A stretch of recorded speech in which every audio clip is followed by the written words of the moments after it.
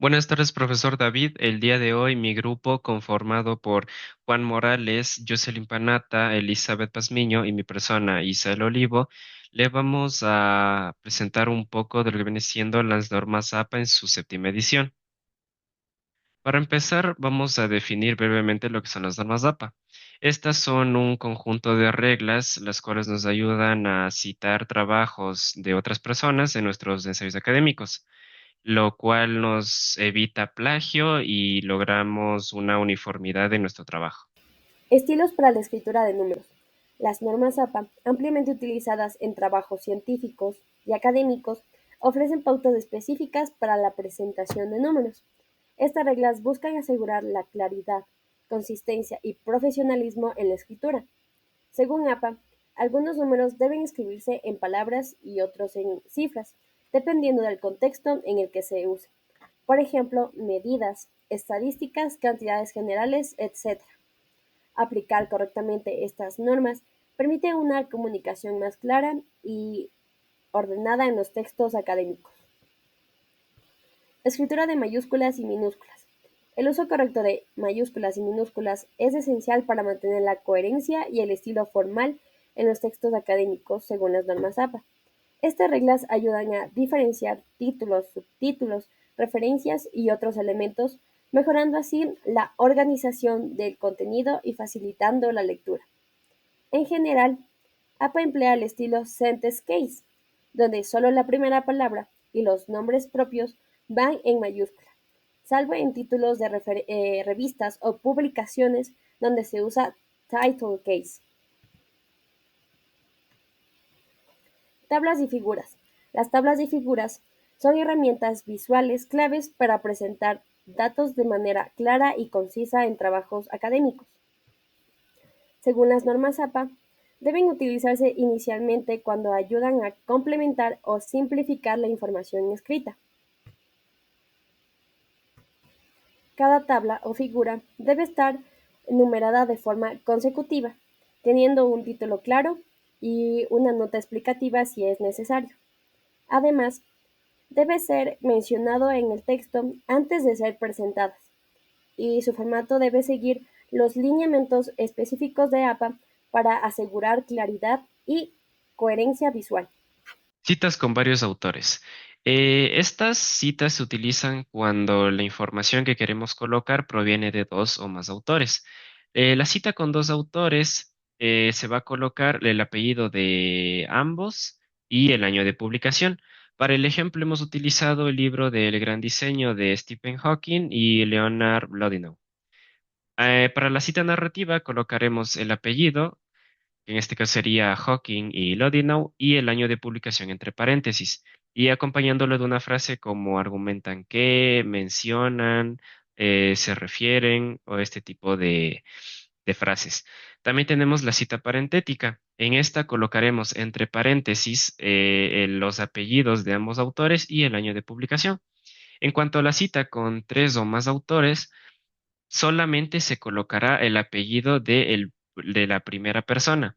Es decir, aquí usamos de ejemplo un libro llamado Economía para andar por casa, que está conformado por cuatro autores, pero simplemente se coloca el nombre del primer autor, que en este caso es González Vicente, y se coloca la palabra et al junto con el año de publicación. Este et al hace referencia a que hay más autores.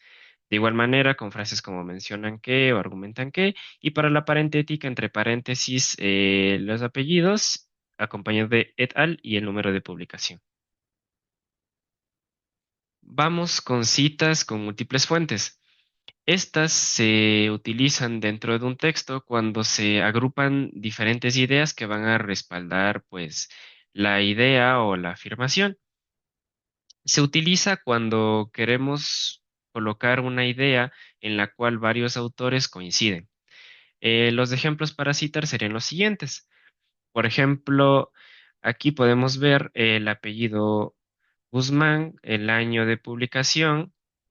También tenemos aquí Chávez, López, el año de publicación, Torres, et al. Y 2019. Esto lo coloqué así para que podamos ver que se pueden colocar las citas de de varias formas, es decir, en individual, de dos autores y de dos a más autores, así como se pueden colocar tres veces seguidas o las veces que sean necesarias de dos a más autores. Por eso aquí Jiménez de tal, Tapia tal, Olmedo et al y los años de publicación correspondientes.